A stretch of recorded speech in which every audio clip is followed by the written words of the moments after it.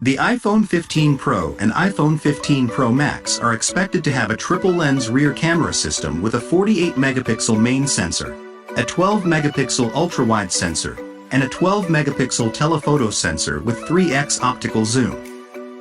They are also expected to have a promotion display with a variable refresh rate of up to 120 Hz, a LiDAR scanner for augmented reality and improved autofocus in low-light conditions, and a stainless steel chassis instead of aluminum.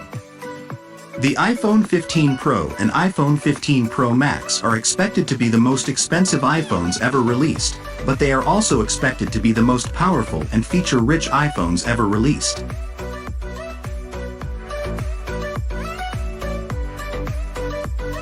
Thanks for watching. I hope you enjoyed the video. If you did, please like, share and subscribe to my channel for more videos like this one. And as always, feel free to leave a comment below and let me know what you think.